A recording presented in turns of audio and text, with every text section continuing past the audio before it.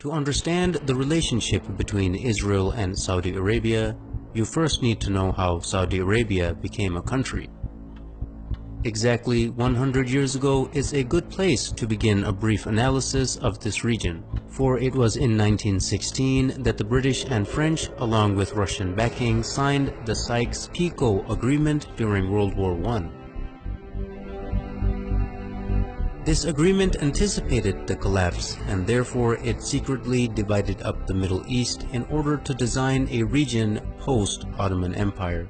In 1917, the year following the agreement, the Zionists had gained sufficient influence and control over the British government to get it to issue the Balfour Declaration, which promised Jews a homeland in Palestine.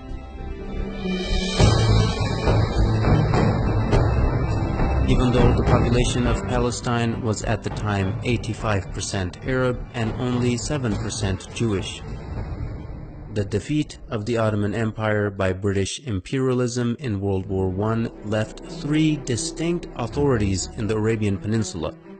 In the west, the Sharif of Hijaz; in the north, Ibn Rashid of Hayl; and in the east, Amir bin Saud of Najd with his religiously fanatical followers, the Wahhabis.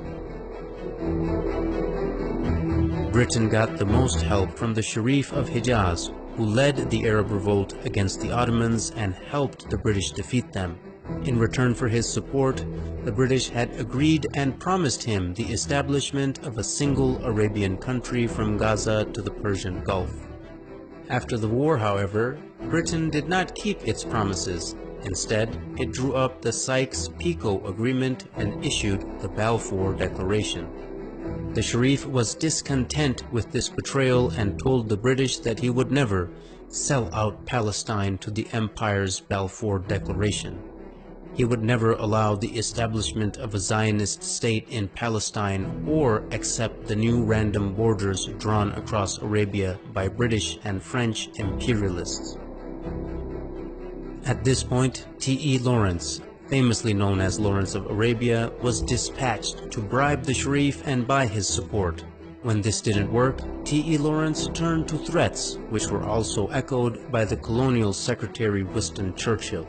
Both men threatened to unleash Ibn Saud and his ferocious Wahhabis on them, whom they were already arming and funding for the sake of countering the threat of Ibn Rashid of Hayl, who also stubbornly opposed the establishment of a Zionist state in the region. In September of 1921, Hayl was attacked by Ibn Saud and they could not resist the vicious onslaught.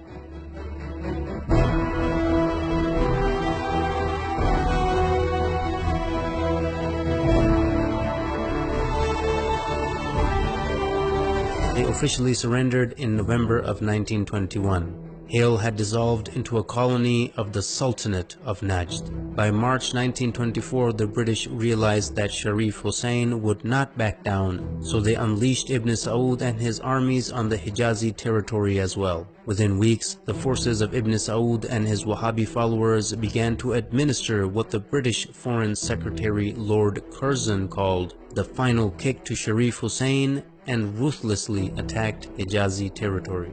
By September 1924, Ibn Saud had overrun Ta'if, the summer capital of the Sharif. In mid-October 1924, Ibn Saud captured Mecca, the holiest place in Islam. After losing Mecca, the Sharif had to flee and lose his entire territory to Ibn Saud, ancestor of the current Saudi lineage. In January 1925, Ibn Saud had begun his siege of Jeddah, and the city finally surrendered in December 1925, bringing an end to over 1,000 years of caliphate rule which had begun after the demise of Prophet Muhammad.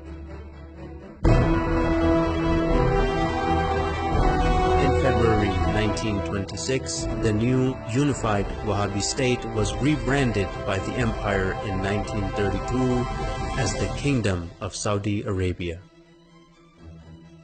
As you can see, right from the start, the man who, as a matter of principle, opposed a Zionist state in Palestine was kicked out of his own land, yet the man who was willing to allow a Zionist state to be created was paid off handsomely and given an entire new country to exploit and dominate. Even today, any nation that is opposed to the legitimacy of the Zionist entity are being destroyed one by one, while the nations that support the existence of the Zionist entity, like Saudi Arabia, are being compensated handsomely for their subservience.